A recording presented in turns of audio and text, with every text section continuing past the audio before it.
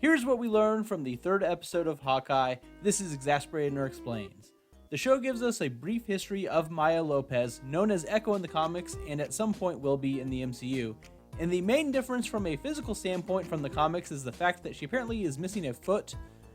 This is probably due to the actress herself being an amputee and not any digital trickery to give her a fake leg like The Rock in Skyscraper or something. More importantly, we see someone who is very clearly the Kingpin. Any doubt that was had about him being a presence in the show was erased right away here, and I'm sure he will show up in a greater role than just an end credit sequence by the end of the show. I'm a bit surprised that the show seems to be establishing the Kingpin has been present and an influence for a while in the MCU, because if Clint was Ronin and killing criminal underworld groups, how could he not have gone after the Kingpin? He's the head of crime in New York City. Maybe it will be revealed he tried and failed to kill him and they'll have a confrontation near the end of the series, but it's an odd detail that's been set up now. The training sequence hints at Maya's ability to copy movements she sees, but doesn't explicitly say anything. It's very subtle, and done much better than Taskmaster's ability in Black Widow.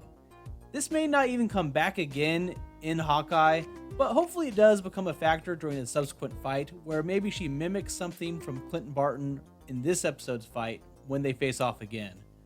She clearly has good motivation to go after Ronin, though in the comics, she just thought a hero killed her father, and here one actually did.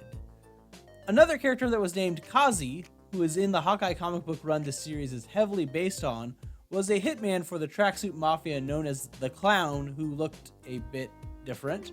He also hit on Kate Bishop at some point when he was not dressed up in his business attire. In the episode, Kazi refers to Uncle not being happy with how Maya is doing things, which is clearly the Kingpin, since her father referred to Uncle taking her home from her martial arts training at the beginning of the episode. Uncle will take you home after class. Right when Kingpin shows up. I guess they just all call him Uncle because he's a friendly guy.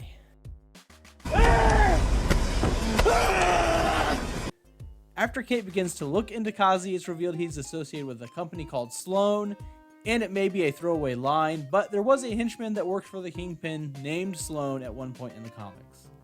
The episode ends with Clint held at sword point with his old murdering weapon by Duquesne, and with several swords around the house, there may be a fun fight sequence to set up the start of the next episode. The episode also gave Pizza Dog the name Pizza Dog, even though that's more of a fan name for the dog in the comics, and his real name is actually Lucky. That's harder to convey, and everyone usually refers to him as Pizza Dog anyways though, so I guess that's the official name.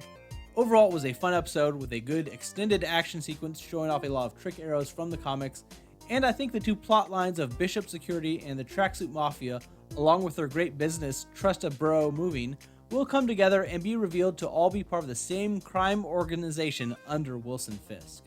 What did you think of the episode? Do you think the Kingpin will play a larger role in the final half of the season, or will he just be revealed at the final moment?